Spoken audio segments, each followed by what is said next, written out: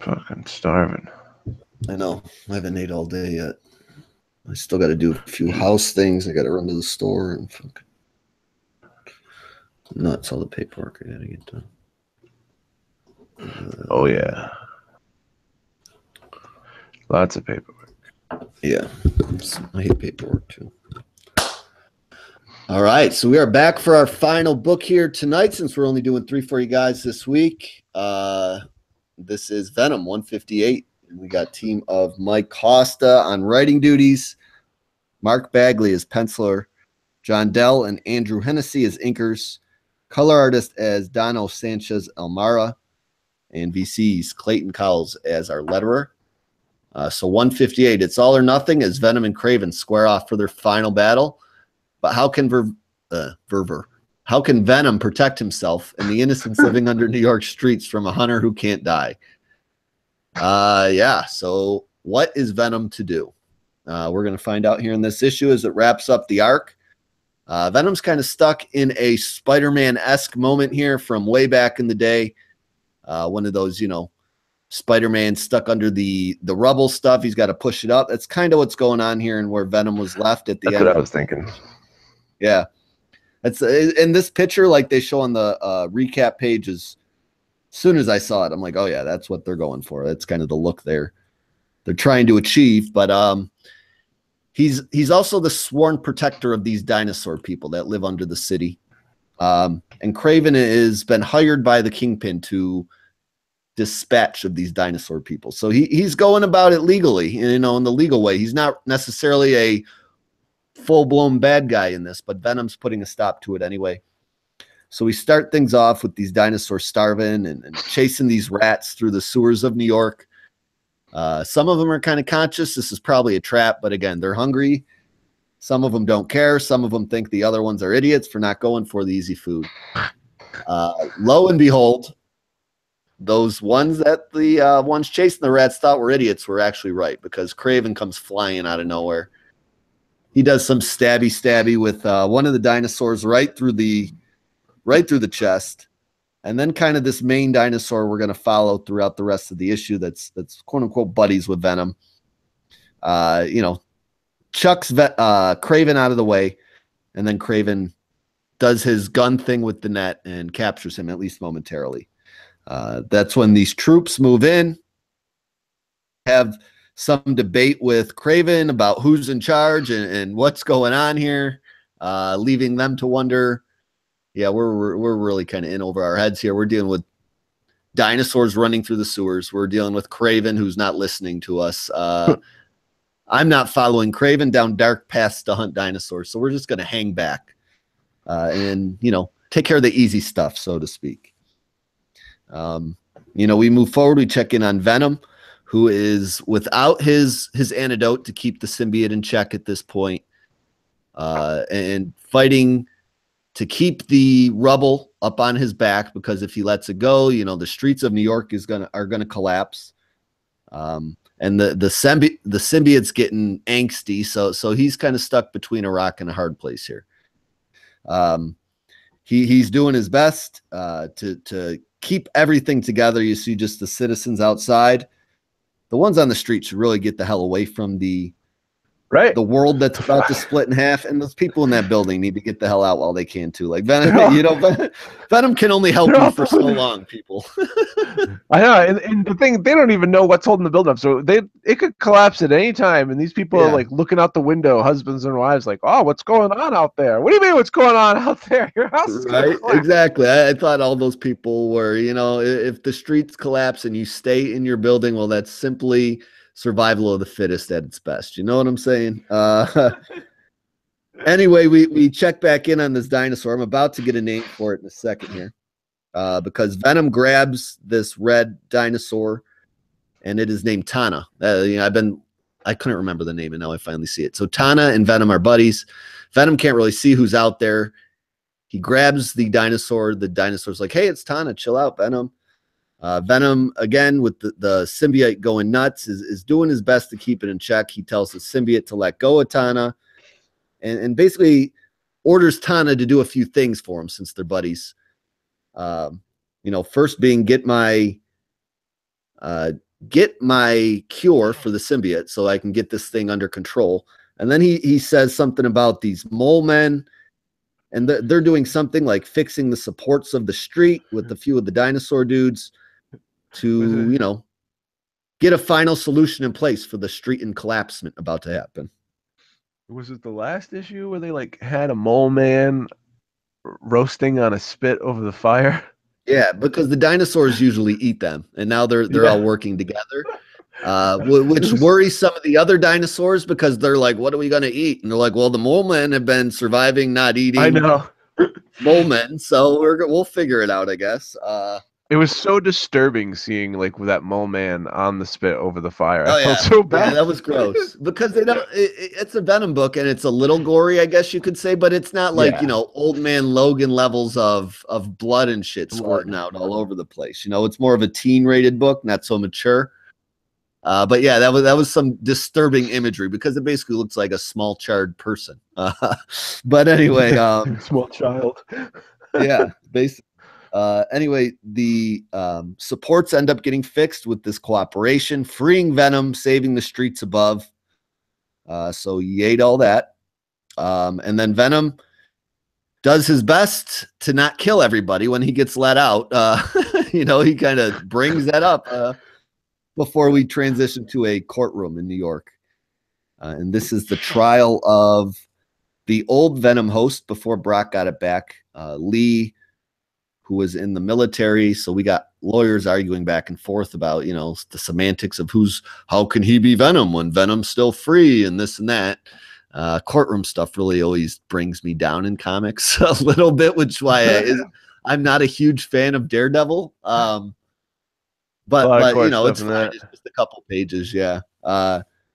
We get back to the action, so to speak, underneath the streets of New York. With everybody kind of funneled out into a big rat fest. They're all eating rats, and Kraven attacks everybody feasting. That's when Venom jumps in to save the day. He slugs Kraven, and we're going to get a little bit of Venom versus Kraven action here. We get a Shriek appearance who's working with Kraven, and she's from way back in the day, the Maximum Carnage maxi series that went on for a while there. She blasts Venom. This is one of his like weaknesses, with one of her I don't know, it's like a sonic ray or something because it sheds the symbiote right off him. But since Venom is in rage, Venom is in like rage mode, he's not feeling the pain. So he just grabs her right by the throat and takes her and chucks her at Kraven. And they like smash faces together, but she's upside down, he's right side up. It's a crazy looking panel. When I was reading that part when he had her by the neck, I was chanting, "Break her neck, break her neck." I was hoping that he was going to break her neck. Yeah, that was such like an old school panel straight from the Maximum Carnage series too, because Venom did that a few times back then. With everybody slightly stunned from Venom's latest reactions, then he grabs Kraven by the throat, and he's about to just drag his claws across that bad boy when Tala, whatever the red dinosaur's name was, comes in just the nick of time with Venom's antidote or cure for the rage the symbiote goes through, gets him in the back and calms Venom down momentarily. And then the troopers from before start moving in and sorting out all the nonsense that just went down here, like kind of get outnumbered by the dinosaurs and told to get Kraven the hell out of our hair, stay the hell out of the sewers. We're going to mind our own business down here, and you pretend like, you know, we're not bothering anybody, which we're not. Which the troopers just decide is a-okay as they walk out with Kraven and Shriek in handcuffs. I don't think that's going to last long when you're basically ordained by the mayor to kill everybody. So I think he'll be fine. But anyway, Venom gives a big howdy and a thank you to everybody for helping him out as we check in on Lee, who's getting out of jail, stating that I'm not the one who has to worry about trouble because it looks like he wants to get this symbiote back from Eddie Brock. He's pissed, and that's how the issue ends. And looks like it's leading into Venom Inc. to be continued in, so. which is next week. So it looks like Lee will play a part in there. I didn't know he got put in jail by Spider-Woman, they said, didn't they? Was it Spider-Woman?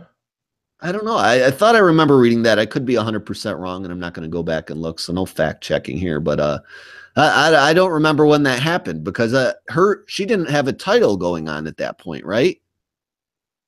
I think her book was just ending around that time. Okay, so maybe we'll have to check with Ryan on that. He's the Spider-Woman expert.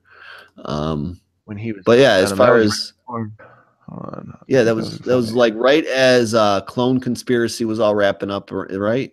Or is that last year? Anniversary issue. Years again. Yeah, that was last year. Okay. Yeah, it might have been 150 or right before that, issue 6. It had to have happened because that's the last time I remember seeing Lee. I think it was before 150. Yeah. Okay, so 6. But yeah, as far as buy, borrow, or forget goes, I don't know. This is.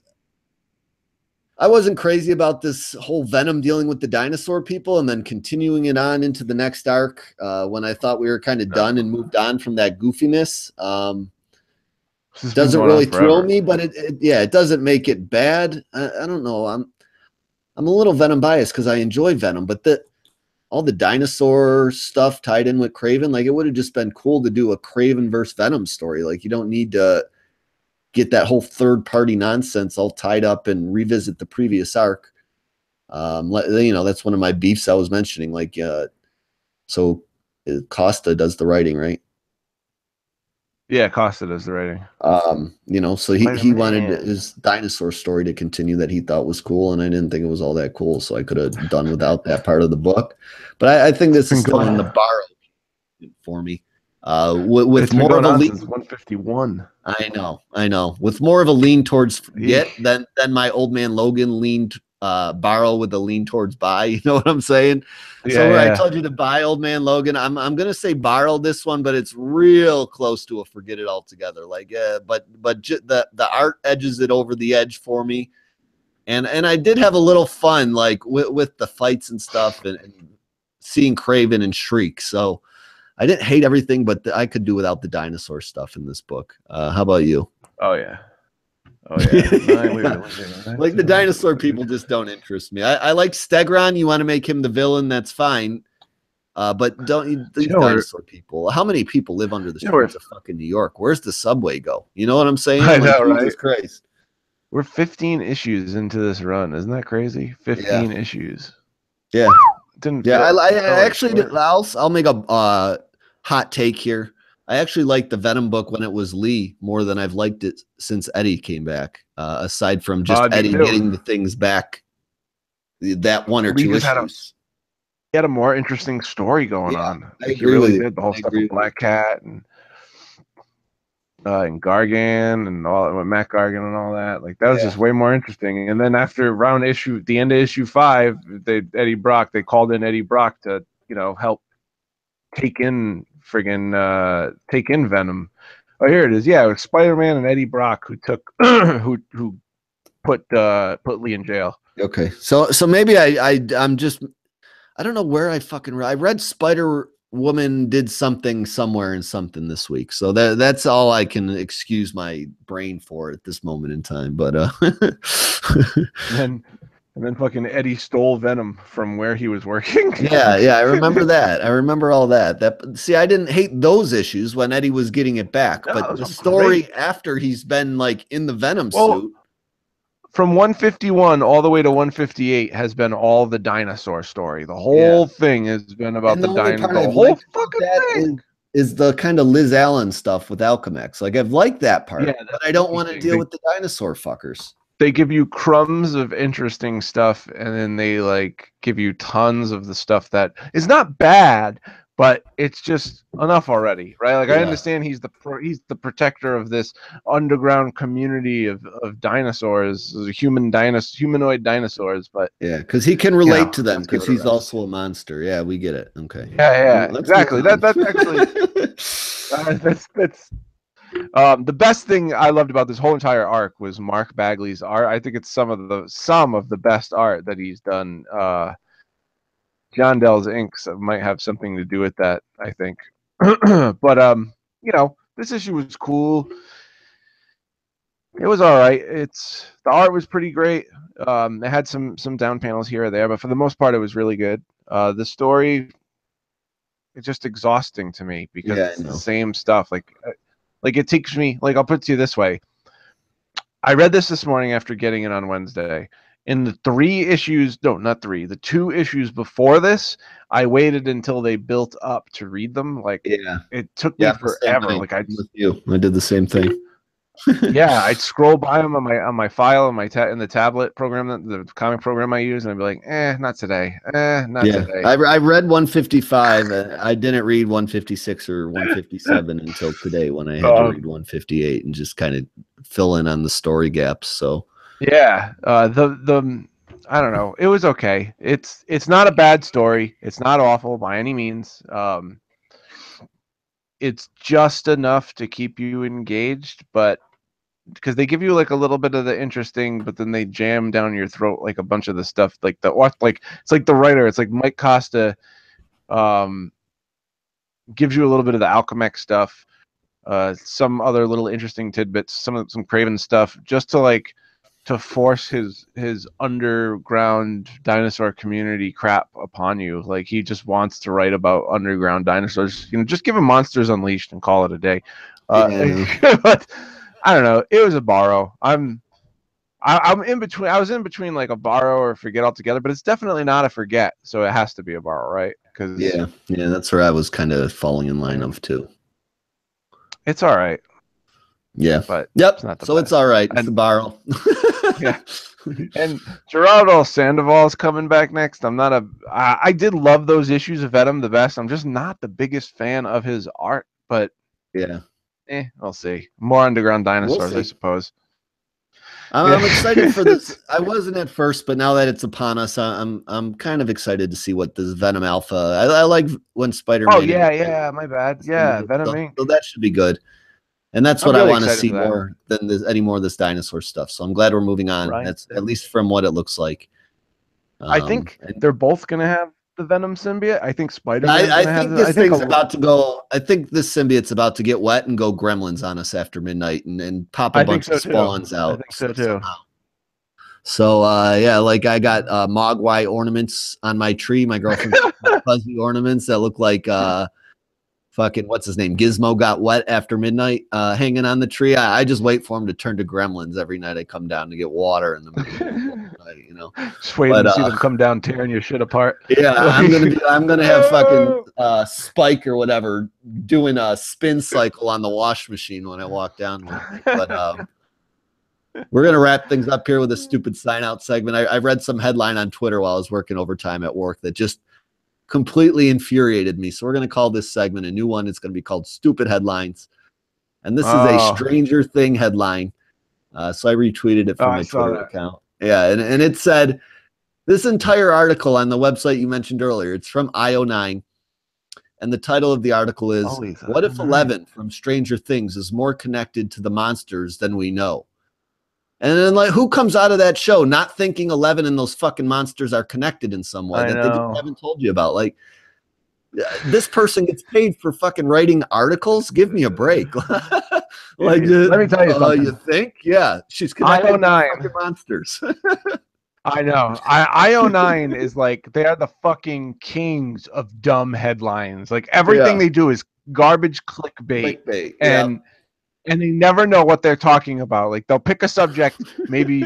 I mean, I'm not the authority on everything, but like, there are certain things that they like. I know a little bit about, and like, I'll read it, and they don't even know the little bit that I know. Like, they get everything confused, or they just seem to make up their own shit. And I'm like, why write articles at all? Like, how do people make money? Write something.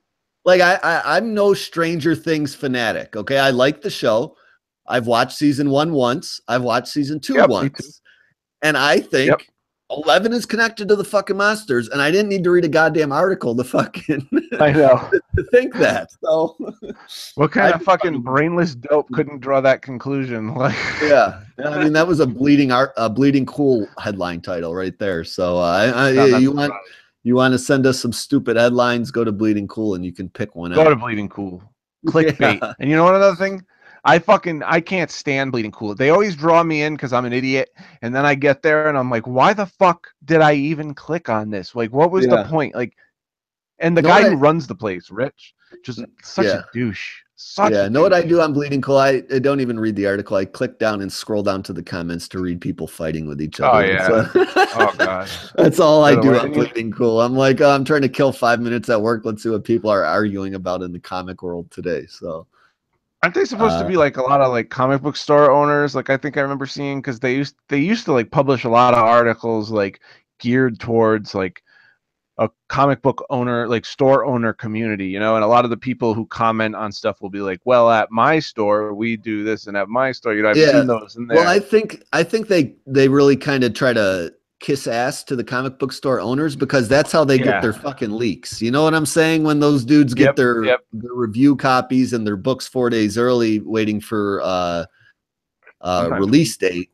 Yeah, they send Bleeding Cool fucking screenshots, and that's how they make their articles. So yeah, that's their whole business plan. I'm hip to it. I know what they're doing. It's snake it till you make it. You know what you know what I'm saying? But anyway, yeah, that's stupid Opinion headlines. pieces. What'd you The say? stupid headlines. I was like, they always have these opinion pieces too on shit that like nobody cares about except for the guy Right, who's writing them. You know what I mean? Like the right. remember like before and while Secret Empire was going on, it's like every day they had like 4 articles about Nick Spencer and his Yeah, tweets. yeah. His Like, Twitter. Yeah, I know Nick Spencer's Twitter. oh Like, my I don't god, want to read an article about Nick Spencer's Twitter. If I wanted to read no, Nick Spencer's Twitter, I'd go to his fucking Twitter. fucking Twitter page. Like, Uh, But yeah, anyway, we're gonna wrap things up here. If you guys are looking to reach us, again, 2 ways to do so. We'll recap for you real quick. Madness Marvel 1 is the Twitter account, and marvelmadness@gmail.com is the email. You can hear us on the Weird Science DC Comics podcast for the Marvel Minute every week. If you're looking for a early like access to one of the books we're talking about, that's how you can hear that. And we'll be back next week with 3 new books for you guys. Spider-Man Alpha, which is going to be a little oversized, so that's why it's down to 3 for you. Astonishing X-Men number 6 and Spirits of Vengeance number 3. And I've enjoyed those first 2 issues. So I think out of those 3, I'm looking most forward to Spirits of Vengeance, even though I'm a bigger Spider-Man fan myself, an X-Men fan than a Spirits of Vengeance fan. But that one's really got my attention right now. I've enjoyed it. So I've enjoyed it a lot, but I mean, Spirits of Vengeance, some guy I've never heard of. I can't even think of the name right now. Yeah, but they're doing a great job. Yeah, I wouldn't hate him taking over a future Marvel title. But yeah, we're gonna wrap things up. That's what we're talking next week. So look forward to you guys joining us then. But we're out of here. We'll talk then, and peace out.